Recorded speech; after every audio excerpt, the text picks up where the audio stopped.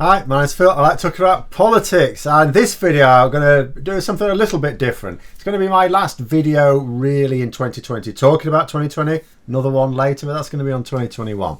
And I'm going to dash away what little remains of your hopes for the future, I'm afraid, by taking a look at a rather eye-opening and face-palming account of the 19th century cholera outbreak in London, which mirrors, in terms of behaviours, pretty much what we're seeing with COVID. But first, if you'd like to be notified of daily news in politics, please subscribe to the channel and click the bell notification icon. So I'm going to link the blog in the description below, but I'm going to pick out the highlights for you. So it describes a time of rapid expansion in London and the lack of sewage system to cope with the equally rapid increase in human waste. So nobody's specifically at fault here. Nobody being castigated for eating a bat sandwich or anything, just a consequence of too many people crapping into a river that was also used as a water supply for bathing, washing clothes and drinking. And we talk about how Boris Johnson's current Conservative government may be the worst that the UK has ever had. Now, that may or may not be true. I'm not qualified to judge that. I would argue they're the worst one in my lifetime. Can't really go much beyond that.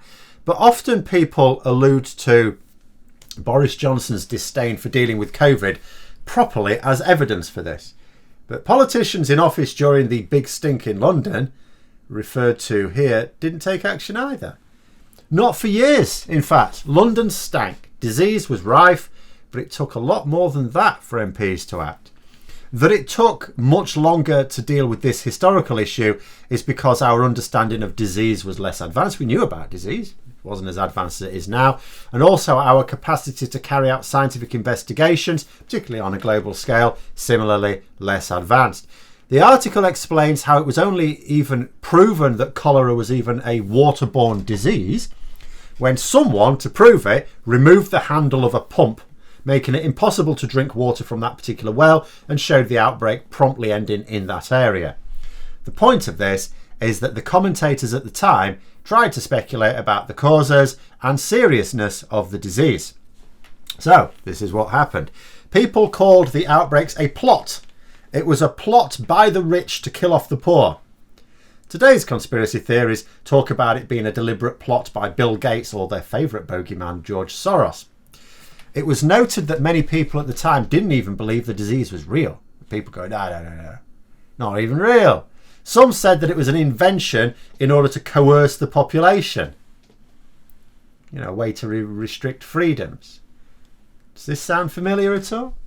The article also talks about, some putting it down to compare it to seasonal conditions. It's just like this thing that we've always had. And it was in fact even less of a problem than some of these other common seasonal conditions. These days, the equivalent still try and claim it's just flu, or at least it's no worse than flu. And then the coup de grace. The government of the time tried to blame the people for the spread of the disease that they weren't doing anything to stop. They seem to have it in for drunks in particular, but they attacked certain sections of society, much like the government do now. They're not blaming all the people because they need some of them to vote for them. So it's like, it's not your fault, it's those people's fault. I remember, at the start, when people were packing out the beaches in summer, and honest to God, there was a reporter doing some vox pops, and there was one woman interviewed, and she was moaning about everyone crowding on the beach. She was sat there in her bikini on a towel with a parasol at the beach with her family, and she was complaining to everyone else. In her eyes, the problem wasn't her, because if no one else was there, what would be the problem? There'd only be her there. It was everyone else. That is the sort of thinking the government prey on. They're just going, it's everyone. It's not your fault, but it's everyone else's fault. And the thing is about attacking drunks back in the 19th century, ironically, you would think for a waterborne disease, it could be argued that one of the best things to do would be to drink alcohol. Might have actually killed off some of it in your drink. But, again, just the parallels with now. Like, the government told people to eat out in restaurants, eat out to help out. Then opened up pubs before schools in summer. Oh, no, do we want to open schools? We want to prioritise opening schools. Should we open schools before pubs? Don't be ridiculous. We need pubs open. Then they blamed people for getting drunk and eating out in restaurants too much in the situation we're in now. The government even promoted the idea of going out and enjoying summer. They put adverts out and then blamed people for doing just that for the related rise in cases. And it's not just the UK where this type of behaviour was doomed to be repeated. So the same article included a clip from an American newspaper from 1918. Another very famous pandemic there to match coronavirus. Here's the quote from this newspaper. It says, "The man who is unwilling to wear a flu mask usually is of the kind who expects everybody to listen to him when he speaks." Holy crap, I was thinking, it's just exact. In fact, someone else, it wasn't in this article, but I saw somewhere else clipping a newspaper headline from 1918 in America, where apparently a guy was shot by police for not wearing his face mask. They were a bit more hardline there. Can't imagine such a tough line being taken by American police officers these days. The other way around, in fact, they let off the people not wearing the masks.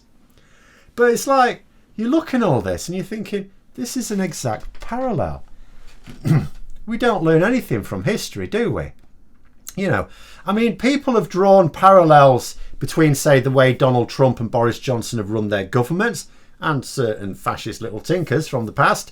And here we have, you know, people separated by a century or two behaving in exactly the same way, given the same set of circumstances. I mean, we have access to so much more information now. We would think we'd be wiser. And yet our response is no different at all. And I think this is why, see, I never hold out any hopes of justice for the future, for the monstrous act of the present. You know, sometimes you'll see people talking about looking forward to Trump and his cronies, or Johnson and his, facing their comeuppance in the future. Why? What will it do? Next year, the government are facing court action, the UK government facing court action against their alleged unlawful use of dodgy COVID contracts. The people taking this action, the Good Law Project, in conjunction with a few others, have made it clear that if they win, won't change the past, won't actually do anything other than maybe make it harder for them to do it in future. It won't actually right any wrongs. They're doing it just to make it clear the government behaved unlawfully in a way to try and prevent them doing too much of it in the future. The same is true even if Trumpsters or Brexiteers face punishment like criminal charges in the future, which I still doubt. It is possible Trump will be dumb enough to find himself in some genuine legal trouble, but Brexiteers in the UK won't. And if future generations do castigate them in the history books, what then? What harm will it do the perpetrators? What good will it do the victims? We can't even say. The best you can say in a situation like this is it'll help future generations learn the lessons of the past and avoid making them again. No, it won't. We don't learn lessons. These populists and charlatans profit in the knowledge that their victims are no wiser than those that came before them. You know, so yes, this would be my upbeat final comments about 2020. Technically, like I said, one more video to come today, but that's about 2021. It's a very foolish video, actually. I really shouldn't be doing it, but I'm going to anyway. My final comments about 2020 is that we have suffered very badly, and that suffering is unlikely to serve any good purpose in the future. It will simply mean that in the future, some scholars will look around at the madness going on around them in a generation or two's time, and they'll be able to clearly see the trajectory because it will have all happened before. And when it happens, and people will marvel at these scholars going, oh my goodness, you had such insight, you knew exactly how it was going to go. And it's because they'll have read about it in granular detail in history. And the whole hideous cycle will repeat. We'll never learn anything, will we? But those are my cheery thoughts. Let me know yours in the comments below. I hope you found the video interesting. If you did, don't forget to click the like button. If you'd like to support the channel further, please also click the Patreon link for details. And until next time, I'll see you later.